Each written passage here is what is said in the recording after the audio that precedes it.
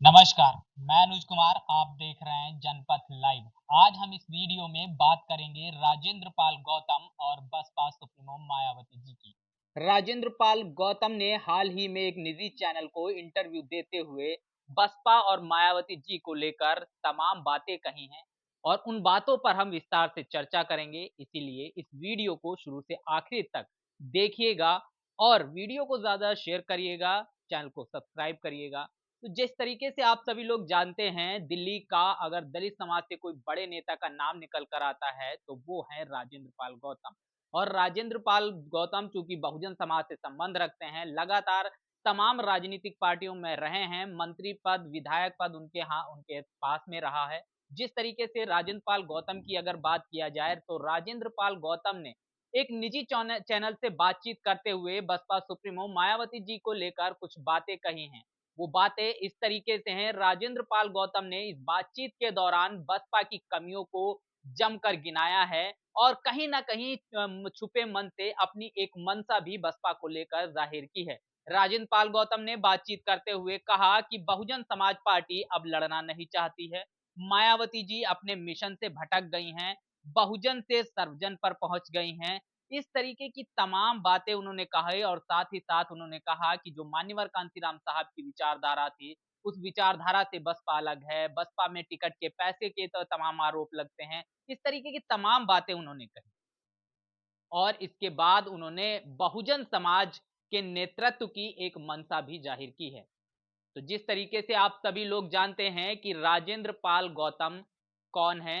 राजेंद्र पाल गौतम आम आदमी पार्टी के बड़े नेता हुआ करते थे, वहां से विधायक बने, मंत्री बनते हैं और बाबा साहब भीमराव अंबेडकर की 22 प्रतिज्ञाएं लेने के कारण कहा यह जाता है कि आम आदमी पार्टी ने उनसे जबरदस्ती इस्तीफा लिखा लिया। उसके बावजूद आपने देखा राजेंद्र पाल गौतम लगातार आम आदमी पार्टी में बने रहे। हाल ही में उन्होंने आम आदमी पार्टी का दामन छोड़कर कांग्रेस का दामन थामा। अब जिस तरीके से राजेंद्र पाल गौतम की जो मंशा है, इंटरव्यू जो वायरल हो रहा है, उसके अनुसार अगर मंथन करते हैं तो एक बात निकल कर आती कि शायद अब कांग्रेस भी उनको उस तरीके से महत्व नहीं दे रही है या कांग्रेस में उस तरीके से उनकी वैल्यू नहीं की जा रही है। तो जिस तरीके से आप लोग जानते हैं और राजेंद्र पाल गौतम ने कहा कि पार्टी बड़ी नहीं होती है, विचारधारा बड़ी होती है। तो जब आम आदमी पार्टी ने आपसे 22 प्रतिज्ञाओं के लिए जबरदस्ती इस्तीफा लिखाने का जो आरोप लगा, इस्तीफा लिखाया गया, तब राजेंद्र पाल गौतम ने विचारधारा को छोटा किया और पार्टी को बड़ा रखा और लगातार उस पार्टी में बने रहे। उसके बाद जिस तरीके से कांग्रेस में हैं, तो क्या लगता है कि कांग्रेस बाबा साहब भीमराव अंबेडकर और बहुजन समाज की जो विचारधारा है, उस विचारधारा पर चलने वाली पार्टी है? लगातार जो कांग्रेस पर तमाम आरोप लगते हैं और ये वही कांग्रेस है जिसके लिए बहुजन समाज के महापुरुषों ने तमाम बातें की है। बाबा साहब को जो भारत रत्न देने की बात आती है, तब भी कांग्रेस की जमकर आलोचना की जाती है। अब उसी पार्टी में राजेंद्र पाल गौतम है। राजेंद्र पाल गौतम ने अब मंशा जाहिर की है कि वो बहुजन समाज पार्टी में जाना तो चाहते थे, हम उन्होंने कोशिश की होगी, लेकिन उनका ये कहना है कि मायावती जी से मिलना बहुत ही मुश्किल है। तो इस वक्त दिल्ली का चुनाव है और ये पूरा देश जानता है कि मायावती जी दिल्ली में मौजूद हैं। राजेंद्र पाल गौतम अगर चाहें तो वो दिल्ली में बसपा सुप्रीमो से मुलाकात कर सकते हैं। जिस तरीके से राजेंद्र पाल गौतम ने अपनी मंशा जाहिर कर दी है कि उन्हें बहुजन समाज का नेतृत्व करना है, बहुजन समाज के लिए काम करना है, विचारधारा बड़ी रखनी है, पार्टियां छोटी होती हैं, इस तरीके की तमाम बातें की। तो अब क्या बहुजन समाज पार्टी की जो स्थानीय इकाई है, वो राजेंद्र पाल गौतम की तरफ अपना कदम बढ़ा सकती है। राजेंद्र पाल गौतम को पार्टी ज्वाइन करने के लिए इनविटेशन दे सकती है।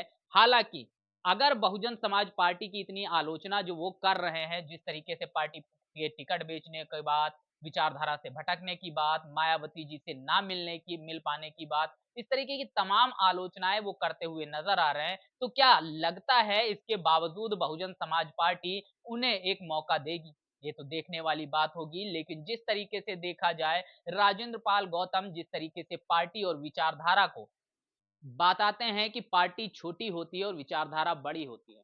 तो इस पर भी तमाम सवाल खड़े होते हैं कि राजेंद्र पाल गौतम की विचारधारा उस वक्त कहाँ थी जब उनसे 22 प्रतिज्ञाओं के नाम पर आम आदमी पार्टी से मंत्री पद तो छिना ही छिना, बाद में उन्हें आम आदमी पार्टी का दामन भी छोड़ना पड़ा। उस वक्त राजेंद्र पाल गौतम की ये विचारधारा कहाँ थी? उस वक्त तो विचारधारा छोटी हो गई थी और पार्टी बड़ी हो गई थी। आज लगातार वो बात करते हैं कि हम बहुजन समाज को बढ़ाने के लिए काम करेंगे, बहुजन समाज के लिए काम करेंगे।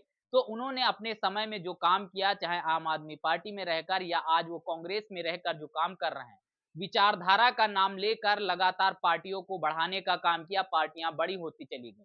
दिल्ली में आपने देखा होगा राजेंद्र पाल गौतम की छवि के कारण, क्योंकि वो बहुजन समाज, दलित समाज से संबंध रखते हैं, उनकी छवि के कारण एक बड़ा वोट शेयर जो दलित समाज से आता था, वो आम आदमी पार्टी को ट्रांसफर हुआ। आज वही काम वो कांग्रेस के लिए करते हुए नजर आ रहे हैं और लगातार इस तरीके की बातें निकल कर आती हैं कि बहुजन समाज के तमाम नेता जो है वो पार्टी में आते हैं और पार्टी से बाहर चले जाते हैं। तो राजेंद्र का पाल गौतम ने भी इस मुद्दे पर यही बात कही कि बहुजन समाज पार्टी की मुखिया ने या तो बहुत सारे ऐसे लोग जो पार्टी को मजबूत कर सकते थे, पार्टी की विचारधारा पर चलने वाले लोग थे, उनको या तो निकाल निकाल दिया या फिर किसी कारण की वजह से वो लोग पार्टी छोड़कर चले गए। तो इसके पीछे का कारण उन्होंने बताया कि बसपा बहुजन से सर्वजन पर आ गई। विचारधारा के बदलते ही तमाम लोगों ने पार्टी को छोड़ दिया। जबकि मैं राजेंद्र पाल गौतम से ये भी बात पूछना चाहूंगा कि कांग्रेस की कौन सी विचारधारा है? कांग्रेस क्या बहुजन विचारधारा पर काम करती है, इसी वजह से आपने आम आदमी पार्टी को छोड़कर कांग्रेस को ज्वाइन किया? या फिर आम आदमी पार्टी की विचारधारा कौन थी? जब भी पूरा देश जानता है कांग्रेस का उदय आरक्षण विरोधी एक आंदोलन से ही हुआ था। उसके बावजूद राजेंद्र पाल गौतम की जो विचारधारा है वो कांग्रेस और आम आदमी पार्टी जैसी पार्टियों से तो मैच हो जाती है, लेकिन बहुजन समाज पार्टी की जब विचारधारा की बात आती है तो वहां पर वो अब जिस तरीके के आरोप लगा रहे हैं वो अपने आप में सोचने योग्य है।